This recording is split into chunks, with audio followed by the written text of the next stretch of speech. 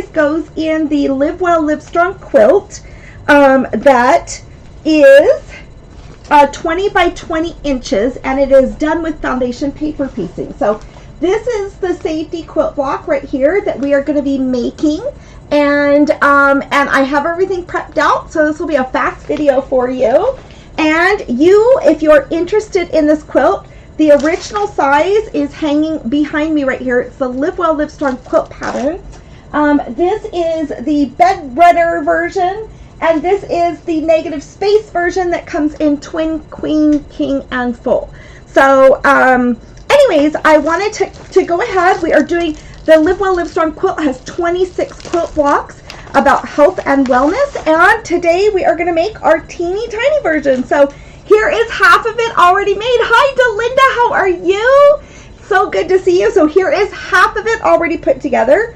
I have 3/4 of it put together, and now we will just put together the very last piece. So let me go ahead and show you. This is the quilt block in the original size.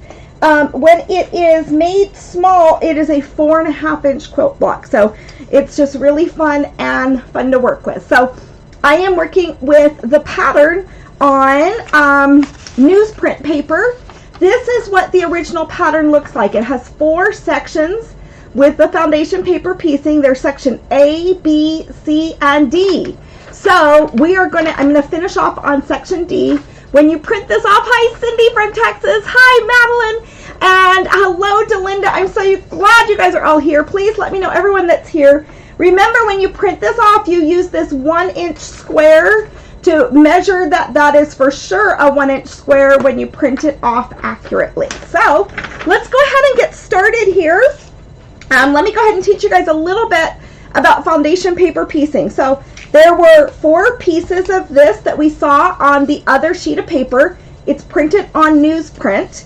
And one of the first things I'm going to do, let's go ahead and switch the camera, is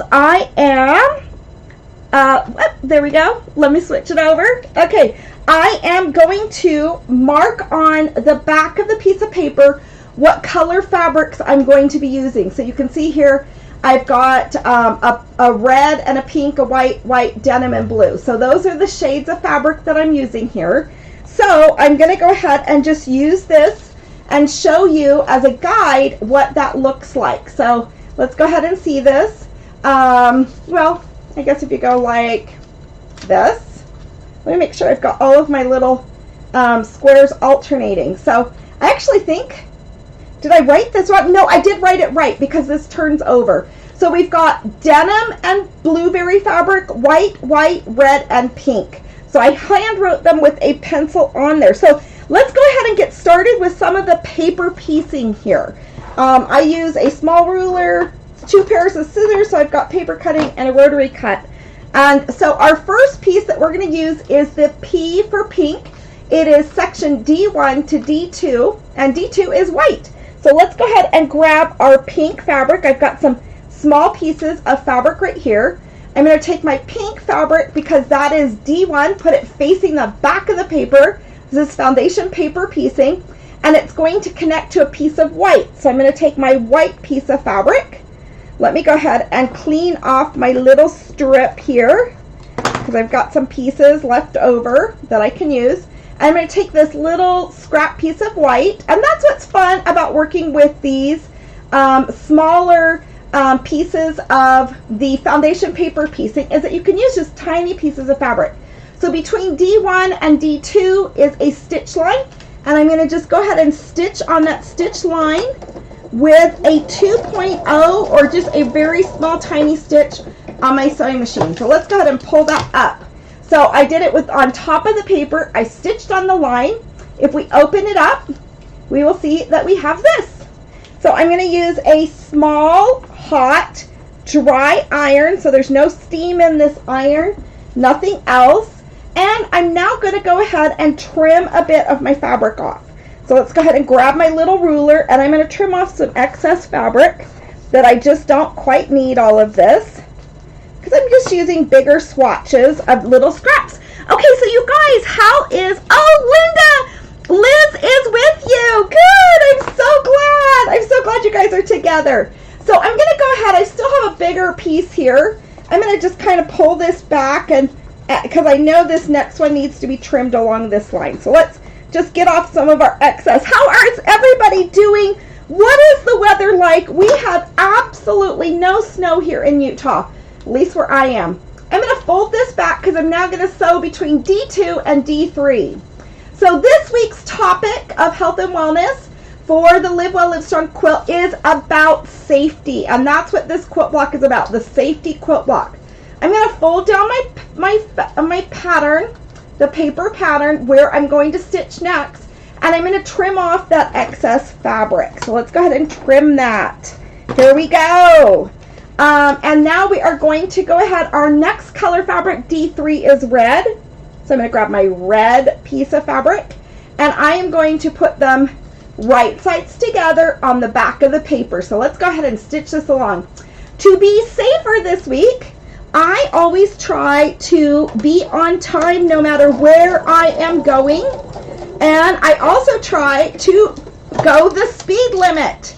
I try not to be a speedster, and I find that when I'm on time for places that I need to go, that I can actually drive safer. Let's go ahead and press this real fast.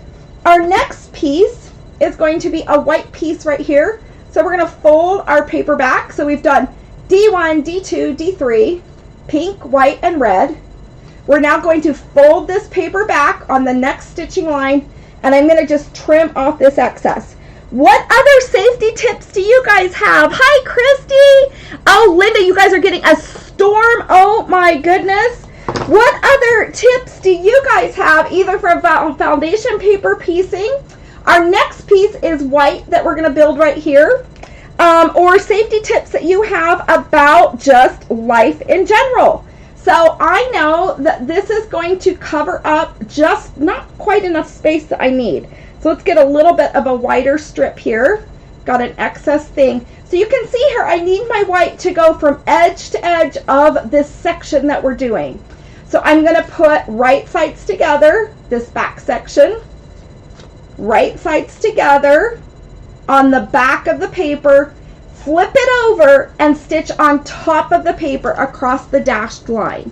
So let's go ahead and bring that over, and we're going to go right like this. These go together pretty quickly, which is a lot of fun. Hi, Josephine. It's good to see you. It's about to rain there in California. I saw that you guys have got some mudslides. Oh, yuck. I hope we do get more snow here in Utah, because this last summer we did have wildfires get rather close. Okay, my next block color is blue for blueberry fabric. It's a little bit of a brighter blue. I'm going to fold down the paper on the dashed line, my next stitching line, and I'm going to just bring that forward. I'm going to trim my excess fabric now. Okay, so yeah, I saw that you guys got mudslides, and I hope everybody gets the moisture they need to get so that hopefully we don't have as many fires. Okay, so there, I've trimmed that back, so I've got my 1/4 inch fabric right there. Now I'm going to take my blueberry fabric. As you can see right here, I'm going to put it right sides together on the back of the paper, turn it over, and do my stitching line on the dashed line. So let's go ahead and do this. And I'm doing nice, small, tiny stitches. So yes, in yucky weather, we all need to be safe. So I hope all of you guys in the Northeast are safe, and with the storms that are coming through. I know you guys are getting a lot of snow kind of back there in the Northeast of the United States. That's where my Jake is. My Jake is in a new town called Gowanda, New York. So I don't know if any of you guys have been in Gowanda. It's a small village in New York. I'm going to go ahead and just trim my paper a little bit more so you can see this is coming along nicely. We just need to do this one section of the denim blue fabric right here, right on this corner, so it matches this one right here. So you can see we'll have that then matched. So let's go ahead and do our last little stitching section. So that is where Jake lives right now. My cute little guy in New York. He is now in Gowanda, a village south of Buffalo. I don't know if anybody lives by there, but I am sending him lots of cute little packages, and I'm sending him some comment because he says the apartment isn't as clean as he would like. He's kind of a little clean freak. So, okay, let's go ahead and get this last little piece of fabric on here. It's a denim blue, so you can see the slight difference in the shades of blue on this safety quilt block. So I'm going to go ahead, I've got them right sides together on the back of the paper, and I'm going to put the paper right side up and stitch on the dashed line. So let's go ahead and do this. Then we will trim and sew this little cute quilt block together. So, what kind of stitching do you do? With what kind of sewing machines does everybody have?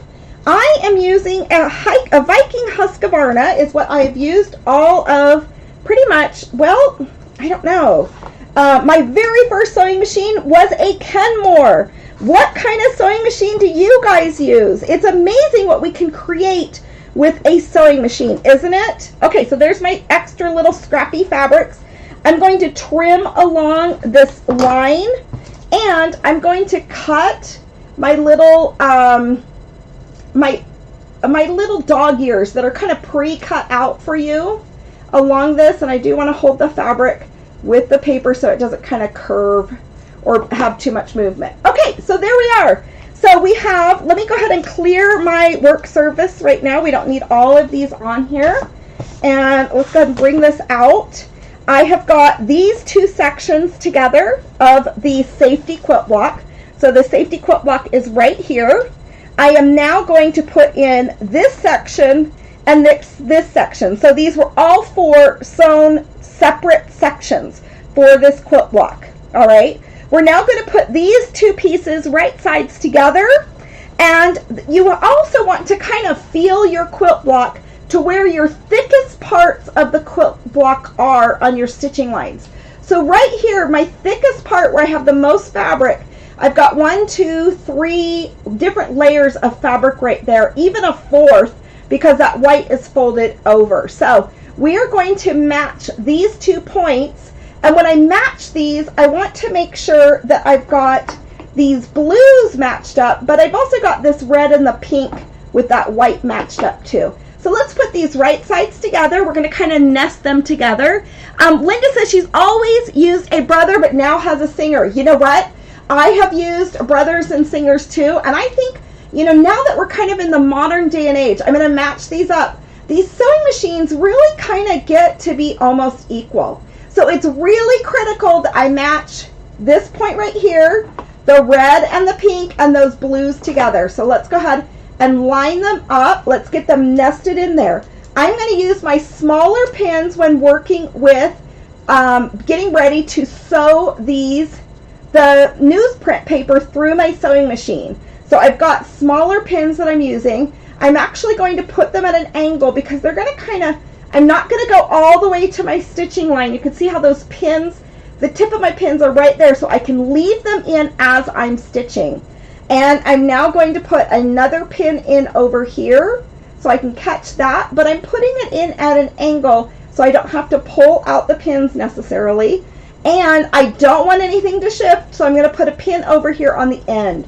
So when you're piecing these together, you kind of need to go ahead and make sure that when you're piecing them, you're catching your most vulnerable matching points and you're stitching on that dashed line. So let me go ahead and hold this up for you guys to the camera.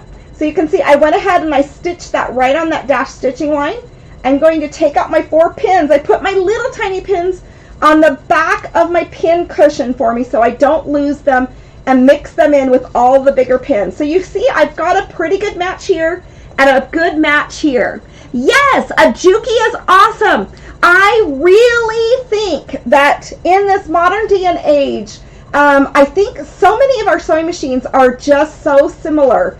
Let's go ahead and match these right sides together. And let's go ahead, and I have had, gosh, I want to say the same sewing machine.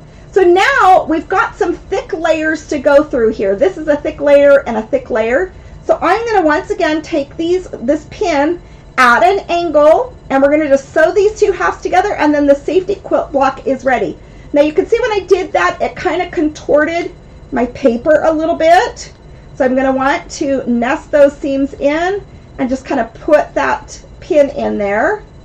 And then I'm going to want to make sure these 2 points right here are matched up. So this is where you want to pin, because you've got different thicknesses that you're going to have to sew over. And when you're foundation paper piecing, you do want to pin those points so that you for sure, as you're going over the different thicknesses, I find putting in a nice sharp needle and regularly changing my needle helps. Yes, it does, Jane. It really does look so beautiful. And I'm going to make sure that I don't get a little warped with my paper. Going to keep that straight. Okay, we're going to do the big reveal and see if our points matched up in just a moment. Okay, so I did have an employee the other day sew through her finger. We were doing a king size memory quilt for someone that had passed away, and it was huge, and we were pushing it through a domestic sewing machine for the piecing of it, but it had so many different fabrics like towel and you know, just knits and wovens, and oh my gosh, it was so awkward to sew. So let's go ahead and pull these out. And she sewed through her finger. Oh, it was awful. Has anybody sewn through their fingers? So we definitely want to be safe when we're using our sewing machines. That is a pretty doggone amazing match, don't you think? So let's go ahead and press this. I've shared this tip before, but when I am pressing things, I go ahead and press it really nice. Even with this one, now that I'm done, I'll get my larger iron right here, lay it on top of it completely, get it nice and warm. I am now going to take this quilt block. The paper's on the back, remember? I'm going to turn it upside down, and it's nice and hot. And then what I do is I put my ruler on top of the back of this, and then I go ahead and I put something heavy on top of it. So here's like my little Stitches quilting drink that I carry around with me all day long. I can set that on top of that. I leave it sitting here for a couple minutes, and that seems to do the trick to get everything paper pieced just right. Okay, you guys, I'm Deanna from Stitches Quilting. It's so good to see you. Oh, what was that tiny iron I'm using? Sarah, that's a good question. I have worked with Cricut in the past, and they are just an awesome, awesome company. And they have a small little Cricut iron that has a resting pod for it. So I know that it's not going to overheat, or I'm not going to topple it over necessarily someplace. And I really enjoy this little hot iron for my foundation paper piecing. So good question. So this last week we talked about safety. So there's different ways that you can keep yourself safe in this world. And safe is definitely an element of health and wellness. So with the pandemic, there are things that we can do by wearing masks, by maybe taking our errands and trying to put them together in one store and not run nearly as many errands right now.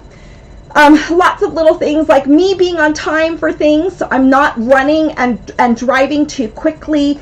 So there's different aspects of safety. There's taking care of our heart health and making sure we're taking care of ourselves and our own personal health. And there's lots of different fun goals on here, like paying attention in a parking lot. So we want to be sure to take care of our health and wellness with safety aspects. And there's a great worksheet for you guys to have. Remember, this is the Live Well, Live Strong quilt, and it comes as a hard copy or PDF, but it also comes in the foundation paper piecing pattern, which is what we've been exploring and doing a sew along with. So you guys, it's so fun to see you. It is wonderful to be here. I've had a blast talking about the different 26 aspects of health and wellness that are in the Live Well, Live Strong quilt, and I just really enjoyed studying those in this journey with you guys. So anyways, here's to safety this week. Our next quilt block this week will be, so here we are, the safety quilt block right there is the Hope quilt block. So we're going to be working on Hope this next week. I'll be on noon at Wednesday at noon and Friday at noon. So go ahead and get everything ready, and I'll be sure to have the Hope worksheets for you guys too. And Hope, I think this is one of my most favorite quilt blocks in the quilt. So love you guys. I will talk to you guys soon, and I'll see you Wednesday morning, and we'll be talking all about Hope. So stay safe and be well, everybody, and I love you guys more than you can ever imagine. Love you. Have fun.